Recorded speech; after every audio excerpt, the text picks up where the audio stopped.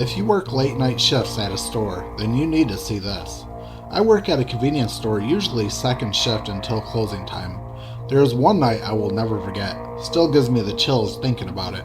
This was late at night. It was nearing closing time. My boss was in the back doing inventory and I was up front at the cash register. It was just the two of us that night, as it usually is. While he was in back, I heard scratching at our store's front door. It is a glass door, an automatic slider, but as I said, it was locked. My boss heard it too. We both originally shrugged it off as an animal or a tweaker. Yes, we get those around here too. After a bit, it stopped. Then a few minutes later, my manager heard scratching at the back door, but it can't be opened from the outside at least. Someone, or something, was trying to get in. The scratching was violent and near the lower part of the door. He shouted at whoever it was to leave or he was calling the cops, assuming at this time it wasn't an animal. The scratching stopped again right after that, and he made sure the door was locked from the inside too, which it was. My boss clearly doesn't watch too many horror movies because he then opened the back door to have a look around. He didn't see anyone or anything, but he did see claw marks where the scratching was. Animals are not uncommon in the area, but we are talking smaller animals like stray dogs or cats.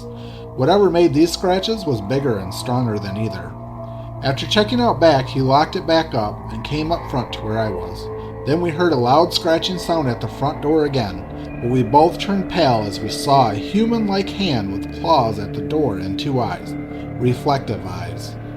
I was young and actually quite strong. The manager was smaller but older. Neither of us were wanting to go out there to have a closer look. My manager called the cops, and we didn't leave until the cops were at our door. The officer escorted us to our cars, and we left. He followed us out.